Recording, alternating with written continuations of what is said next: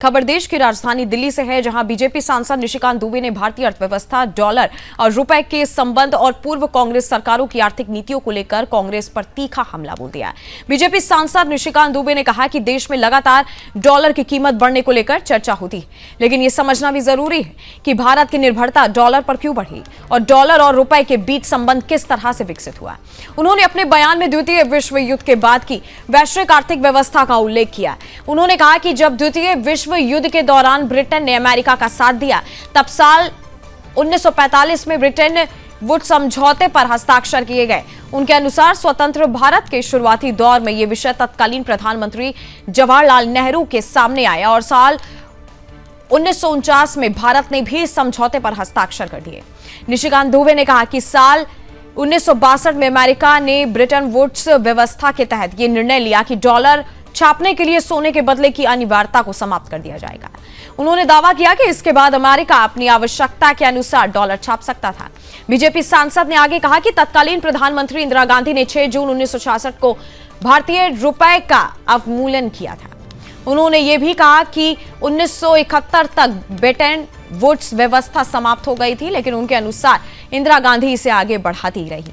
निशिकांत दुबे ने आरोप लगाया कि 7 जून 1974 को इंदिरा गांधी ने ऐसे दस्तावेज पर हस्ताक्षर किए जिसे उन्होंने गुलामी का दस्तावेज बताया। उन्होंने कहा कि कांग्रेस पार्टी को देश के सामने यह स्पष्ट करना चाहिए कि उस समय ऐसी नीतियां क्यों अपनाई गईं।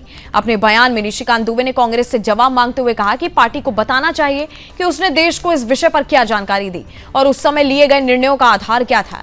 यह बयान ऐसे समय में आया जब देश में डॉलर के मुकाबले रुपए की स्थिति और वैश्विक आर्थिक परिस्थितियों को लेकर लगातार चर्चा जारी है।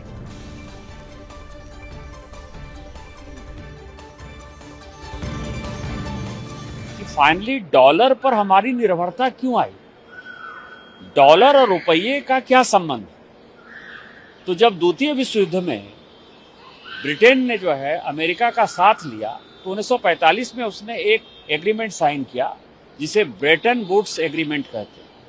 उसके आधार पर उसने एक टेम्पोररी जो है एक मेजर लिया कि पौंड में भी व्यापार होगा लेकिन डॉलर में भी व्यापार होगा। 1947 में भारत स्वतंत्र हो गया। जब स्वतंत्र भारत की सरकार में नेहरू जी के पास ये बातें आई तो 1949 में उन्होंने ब्रेटन वुड्स एग्रीमेंट पर साइन कर लिया, लेकिन बैलेंस ऑफ पेमेंट के लिए या व्यापार करने के लिए, इंपोर्ट एक्सपोर्ट के लिए फाइनली हमने 1949 में एग्रीमेंट साइन कर लिया नेहरू ने। अमेरिका ने ब्रेटन वुड्स एग्रीमेंट के तहत 1962 में ये तय किया कि अब जो डॉलर छपेंगे वो डॉलर के लिए जो कोलेटरल देना पड़ता है, जो पैसे देने पड़ते हैं, वो जो गोल्ड देना था वो गोल्ड अब नहीं दिया जाएगा। गोल्ड नहीं दिया जाएगा इसका मतलब कि दबादब जितना डॉलर छापना है उतना छाप लो। इसके बाद जो है इतनी कमजोर सरकार थी, क्योंकि चाइना युद्ध में नेहरू जी को जो है साथ चाहिए था। उन्होंने अमेरिका के कहने पर तिब्बत पे आक्रमण किया था, उन्होंने उस एग्रीमेंट पर साइन कर लिया। जब इंदिरा जी बनी प्रधानमंत्री तो उन्होंने कल 6 जून 1966 रुपये का डॉलर के प्रति डिवॉल्यूशन कर दिया। 37% डिवॉल्यूशन हुआ। पूरे दुनिया के इतिहास में इतना बड़ा डिवॉल्यूशन किसी कंट्री ने किया ही नहीं। जैसे लगा कि खत्म हो गया।